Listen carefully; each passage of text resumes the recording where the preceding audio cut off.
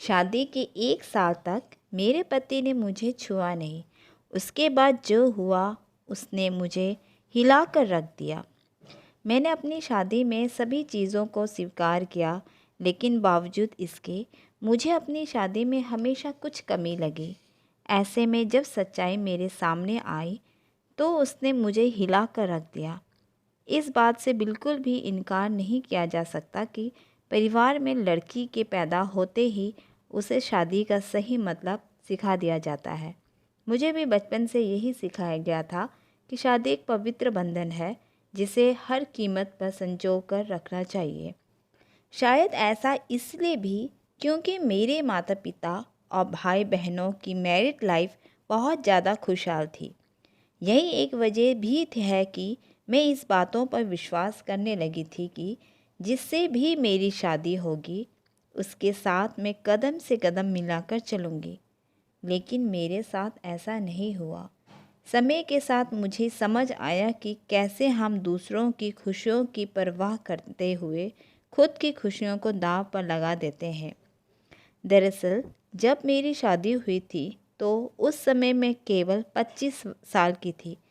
अपनी शादी को लेकर मैं बहुत ज़्यादा एक्साइटेड थी। ऐसा इसलिए क्योंकि मुझे यकीन था कि मेरे माता पिता की तरह मेरा वैवाहिक जीवन भी काफ़ी अच्छा होगा। उन्होंने मेरे लिए एकदम सही इंसान चुना होगा जो मुझे हमेशा खुश रखेगा। लेकिन मैं नहीं जानती थी कि मेरी किस्मत में कुछ और ही लिखा था। शादी से पहले मैं अपने होने वाले पति से 1-2 बार ही मिली थी। वह काफ़ी शर्मीला और स्मार्ट था। उसे देखकर मुझे यही लगा कि वह मेरे लिए एकदम परफेक्ट है। मैं अपने फैसलों से काफ़ी ज़्यादा संतुष्ट व खुश थी। मेरे पिता ने भी मेरी शादी बहुत अच्छे से की थी। लेकिन शादी की पहली रात मेरे साथ कुछ ऐसा हुआ जिसने मेरी ज़िंदगी को बुरी तरह से हिलाकर रख दिया। सभी जानते हैं कि शादी की रात कितनी मायने रखती है। इस अनुभव को यादगार बनाने के लिए मैंने खुद को तैयार कर रखा था। मेरे पति अंदर आए बैठे और मुश्किल से कुछ मिनट ही मुझसे बात की। उन्होंने यह कहकर बात ख़त्म कर दी कि वह थक गए हैं।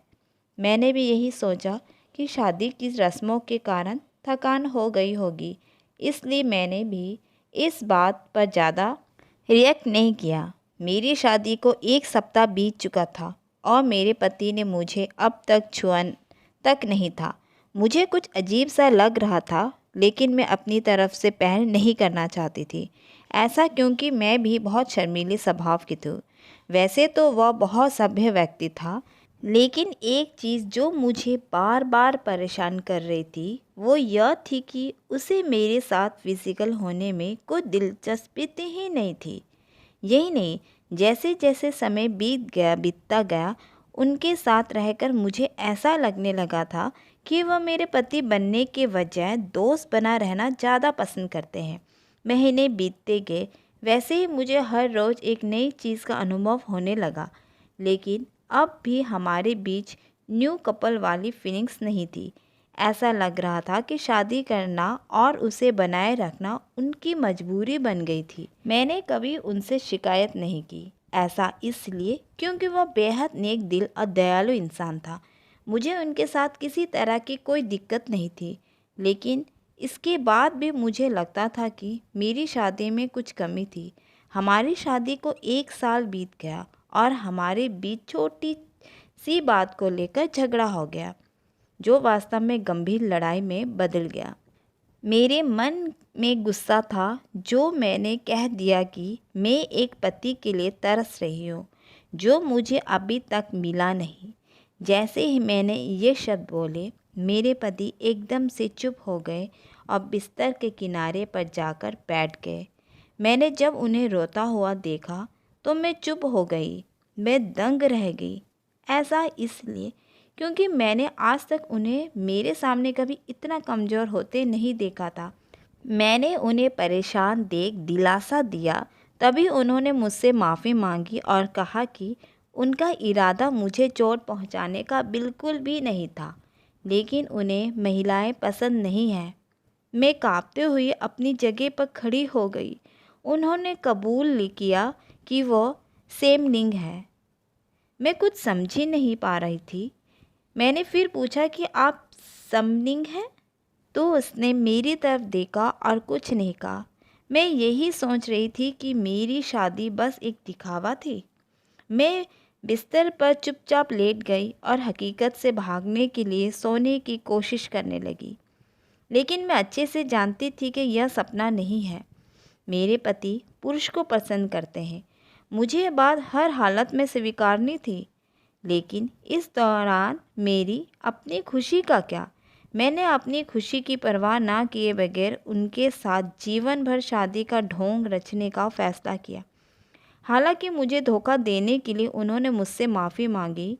उन्होंने कहा वह सब कुछ मुझे बताना चाहते थे, लेकिन उन्हें लगा कि व्यवहारिक जीवन में व्यस्त होने के बाद शायद वह बदल जाएंगे। लेकिन ऐसा नहीं हुआ। हमने फैसला किया कि अब ऐसा नहीं चल सकता। हम किसी न किसी निष्कर्ष पर तो पहुंचना ही था।